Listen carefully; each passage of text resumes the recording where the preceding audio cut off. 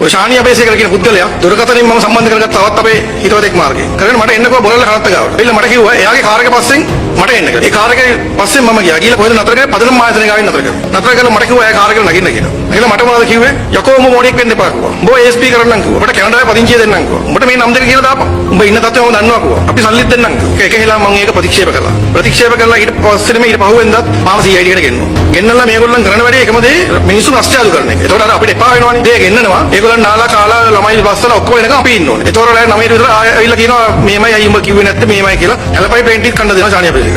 එහෙම කියලා අන්තිම දවස් දෙකේදී ඒක හිටිය ASP මහත්තයෙක් වීරසේකර කියලා. ඒ වීරසේකරයි ශානි අපේසේකරයි තිසේරා ASP තිසේරයි. ආව එක්කන් ගියා.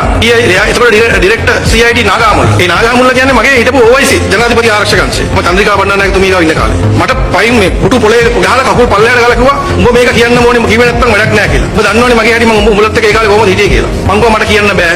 මට නොකරපු දෙයක් මම ඇත්තටම කියනවනම් මම රාජපක්ෂලා තියා දේශපාලනය කළා නැහැ. මම අවුරුදු 19ම පොලිස් පරීක්ෂකවරයෙක්. මම 1997 විභාගේ පාස් කරලා තමයි පොලිස් පරීක්ෂා තනතුරට ආවේ. එදා ඉඳන් අත්අඩංගුවට ගන්නකම් මම පොලිස් පරීක්ෂක. මම හිතනවා මේ ගැන සාධාරණ පරීක්ෂණයක් කරලා නීතිඥයෙක් වරදකරුවෙක් ඉන්නවා නම් ගේන්න. එහෙම නැත්නම් බොරු කියපුවාට දඬුවම් දෙන්න.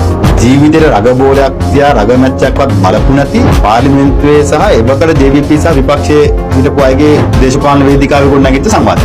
සාදුරිමා එක කණ්ඩායම සෙල්ලම් කරාද කණ්ඩායම් දෙකක සෙල්ලම් කරාද කියනවා දන්නේ තියා තමයි මතවාදී දේශපාලන වේදිකාවේ ගොඩනගන්නේ.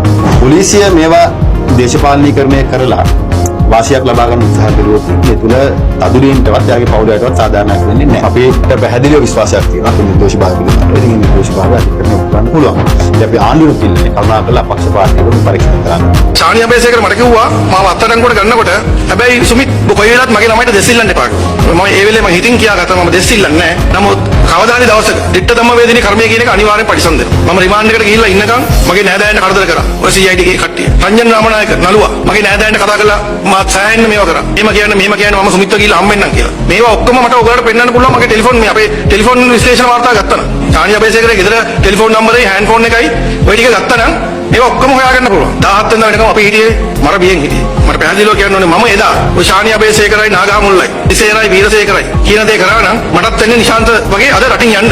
හැබැයි මම එදා එහෙම කිව්වෙත් නැහැ. මම රටින් ගියෙත් නැහැ. අපදියල එළියට ඇවිල්ලා මම පොලිස්පතිතුමාට අභියාචනයක් ඉදිරිපත් කරා. මගේ නැවත සේවය ඉල්ලලා. ඒ නැවත සේවය ඉල්ලලා අභියාචනයක් ඉදිරිපත් කරාම ඒක යවලා තිනවා පොලිස් කොමිෂන් සභාවට. පොලිස් කොමිෂන් සභාවට යවලා තියෙන 2017 4යි 6 වෙනිදා. ඔන්න මේ තියෙන පොලිස් කොමිෂන් සභාව. පොලිස් කොමිෂන් සභාවේ 4යි 20 වෙනිදා 2017 පොලිස්පතිට යවලා තිනවා මං ගැන වාර්තාවක් කියලා. මාව අත්අඩංගුවට ගත්ත දවසේ මගේ සේවය අත්හිටුවා. මේ තියෙන වැඩ තානම් නියෝගය. මාව සේවය අත්හිටුවේ 2016 5/12.